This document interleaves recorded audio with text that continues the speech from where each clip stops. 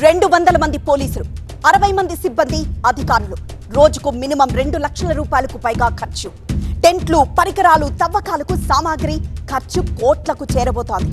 అయినా ఇంతవరకు ఆ స్థాయి ఫలితం రావడం లేదు. బాహుబలి కొండల్లో రత్నగిరి రహస్యం, అదే ధర్మస్థల రహస్యం వీడుతుందా? వివరాలు తెలుస్తాయా? పాతిపెట్టిన సవాల లెక్క తేలుతుందా అన్న ప్రశ్నలకు జవాబు వెతికే పనిలో ఎస్ఐటి రాత్రింబవళ్లు శ్రమిస్తోంది. కానీ కొండను తవ్వి ఎలుకను పట్టిన చందాన కొన్ని ఎముకలు తప్ప మాస్ బరియల్ జరిగిన ఆనవాళ్లైతే ఇంకా బయటపడలేదు.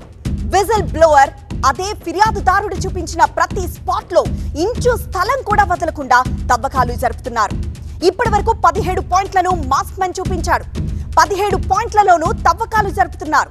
బట్ 2 ప్రాంతాల్లో మాత్రమే ఎముకలు దొరికాయి. మిగతా ప్రదేశాల్లో ఏమీ దొరకలేదు.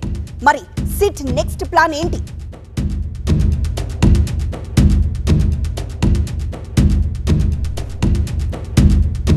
విజిల్ బ్లోయర్ ఏం చెప్తున్నాడో విన్నారుగా.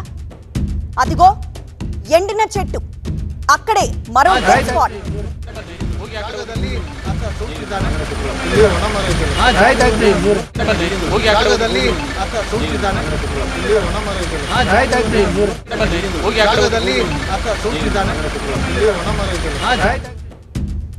సో చూసారుగా విజిల్ బ్లోయర్ ఏం చెప్తున్నాడో. ఎండిన చెట్టు, అక్కడే మరో డెడ్ స్పాట్ అట. ఇదిగో నీరు పారుతున్న ఏరియా, ఇదే మరో స్పాట్. అదిగో అతిపెద్ద చెట్టు, అక్కడే సవాల్ను పాతిపెట్టా. ఇలా తాను చెప్పిన ప్రతి చోట సిట్ తవ్వకాలు జరుపుతోంది. కానీ అస్థి పంజరాల ఆనవాళ్లైతే కనిపించడం లేదు.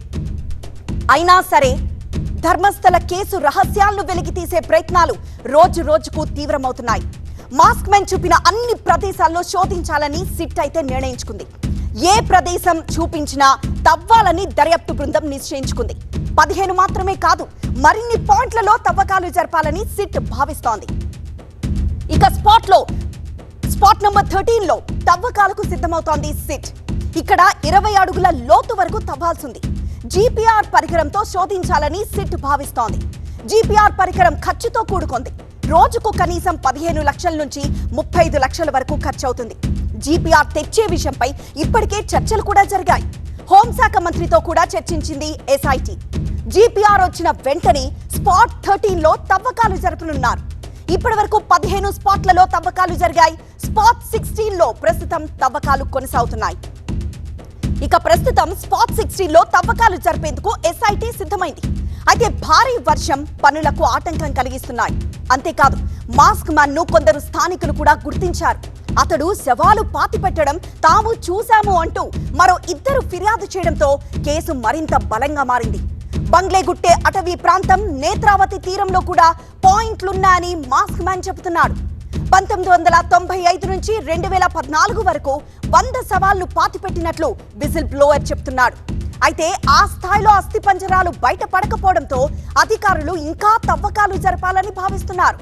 ఫిర్యాదుదారుడు 13 ప్రదేశాలు గుర్తించినప్పటికీ ఇప్పటి వరకు చాలా సైట్లలో మానవ అవశేషాలు దొరకలేదు.